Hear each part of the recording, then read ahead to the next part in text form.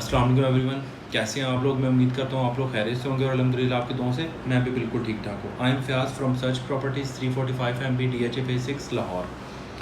आज की जो वीडियो है वो बेसिकली जो गवर्नमेंट ने न्यू बजट जो है उसका प्रपोज़ल पेश किया है, मैं उसके बारे में उसके कॉन्सिक्वेंसेस कुछ आपसे डिस्कस करूँगा और बताऊँगा कि उन्होंने कौन कौन सा जो है वो प्रपोज़ल के अंदर कौन सी ऐसी चीज़ें मेंशन की हैं जो कि DHA या दूसरी कहीं पे भी रियल एस्टेट का बिज़नेस है उसको इम्पेक्ट करेगी। अगर मैं सबसे पहले बात करूं तो DHA ने जो है वो कैपिटल गेन टैक्स जो कि उन्होंने 15% कर दिया है।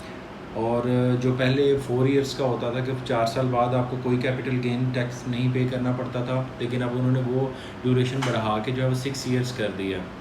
और अगर इसी तरह मैं बात करूं जो एडवांस टैक्स था वो उन्होंने डबल कर दिया, 1% था 2% कर दिया फाइलर का। और अगर मैं ओवरऑल बात करूं कि जिनका 2.5 करोड़ यानी कि 2.5 करोड़ से ऊपर जिसकी कोई और प्रॉपर्टी होगी उस पर भी उसे जो है वो किराए की मद में कह लेंगे वटेवर जो भी कह लें एक और टैक्स उस पर लग गया, वो टैक्स उनको पे करना पड़ेगा। यानी कि अगर हम ओवरऑल देखें इस चीज़ को तो कंस्ट्रक्शन के बिज़नेस को जो है वो ये डायरेक्टली इम्पेक्ट करेगा। उसके रीज़न जो लोग घर बना के फॉर रेंटल परस्पेक्टिव कह लेंगे वटेवर वो जिस भी परस्पेक्टिव से वो घर बना के वो करते थे कि चलो हमारी जो इक्विटी है वो भी बढ़ती रहेगी और रेंट भी आता रहेगा, प्रॉपर्टी के रेट्स भी बढ़ते रहेंगे। लेकिन इन्होंने इस गवर्नमेंट ने जो है उन लोगों को डीमोटिवेट करने के लिए जो प्रपोज़ल पेश किया है वो डायरेक्टली उन लोगों को इम्पेक्ट कर रहा है। लेकिन अगर मैं बात करूं कि गवर्नमेंट के इस चीज़ करने से कोई इम्पेक्ट कोई बेहतर चीज़ अगर कहें तो वो नहीं होने जा रही रियल एस्टेट के लिए।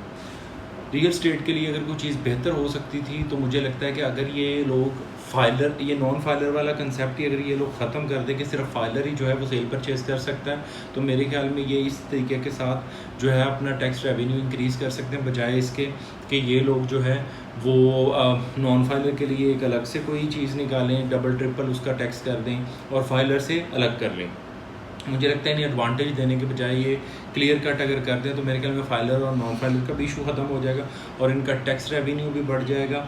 तो मेरे ख्याल में इससे कोई बेहतरी आने के चांसेस हैं। और अगर मैं बात करूं यहाँ पे कि इनका ओवरऑल जो है वो अगर मैं इम्पैक्ट डिस्कस करूं या लोग जो इस लिए परेशान हैं उसकी रीज़न भी सबसे बड़ी यही है कि अगर आप 15% कर देंगे, अगर वो विद इन ईयर सेल करता है और अगर 1 साल के बाद करता है तो आपने 2% तक उससे जो है वो कहा है कि जी कम कर दिया जाएगा, तो इससे भी कोई ऐसा फ़र्क नहीं पड़ने वाला। बल्कि मुझे ये लगता है कि इससे रियल एस्टेट को काफ़ी हद तक जो है वो नुकसान होगा और वो हमें आने वाले तकरीबन 2 to 3 मंथ्स में हमें नज़र भी आना शुरू हो जाएगा। मेरे ख्याल में आप लोगों को इतना परेशान होने की भी ज़रूरत नहीं है। इंशाल्लाह मैं उम्मीद करता हूँ कि ये सिर्फ एक प्रपोज़ल ही रहेगा।